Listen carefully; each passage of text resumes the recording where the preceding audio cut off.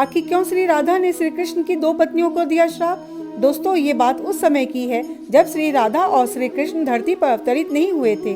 उस वक्त गोलोक में ये लीला घटी थी। पहला श्राप श्री राधा ने सुशीला नामक गोपी को दिया था।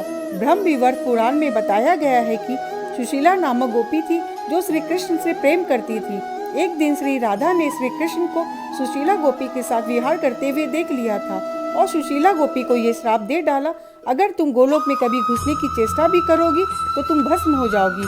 श्री जी के मुख से इस श्राप को सुनकर श्री कृष्ण वहाँ से चले जाते हैं और सुशीला गोपी गोलोक से चली जाती है। ब्रह्मदेव के आग्रह से देवी लक्ष्मी के शरीर द्वारा सुशीला गोपी का प्राकट्य होता है और सुशीला गोपी का नाम दक्षिणा रखा जाता है।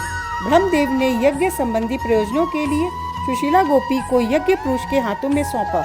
श्री गर्ग संहिता के गोलोक खंड में श्री कृष्ण स्वयं बताते हैं कि दक्षिणा ही उनकी पत्नी लक्ष्मणा के रूप में द्वापर युग में प्रकट होती है। सुशीला गोपी बनी लक्ष्मणा के रूप में अवतरित होकर श्री कृष्ण के अष्टम मुख्य रानियों में से एक बनकर श्री कृष्ण का प्रेम प्राप्त करती है। और दूसरा श्राप व्रीजा गोपी को श्री राधा ने दिया था। व्रीजा गोपी देवी यमुना ही है।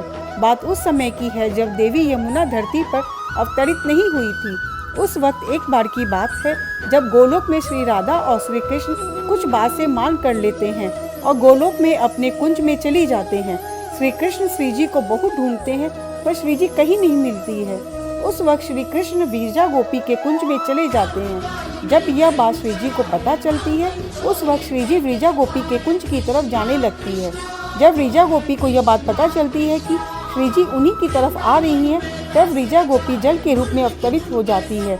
लेकिन श्री जी तो व्रीजा गोपी को जल के रूप में परिवर्तित हुआ हुआ देख लेती है और वो व्रीजा गोपी को ये श्राप दे डालती है कि आज से तुम जल के रूप में ही रहोगी, गोलोक से दूर मृत्यु लोक में निवास करोगी। इसलिए धरती पर व्रीजा यमुना के नाम से जानी जाती है।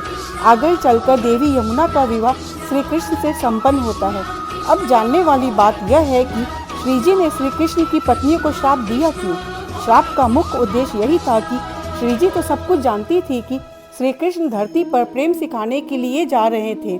उस वक्त संपूर्ण जगत गोपियों को भी पृथ्वी पर जाना पड़ेगा। श्री कृष्ण जो धरती पर अवतरित लेना पड़ेगा। श्री जी ने इसीलिए गोपी सुशीला और गोपी व्रीजा को श्राप दिया ताकि वो धरती पर जाए और प्रभु से उनका पुनः मिलन हो पाए, विवाह हो पाए। श्री जी सबकी मन की दशा समझती है। ऐसी है हमारी राधा रानी।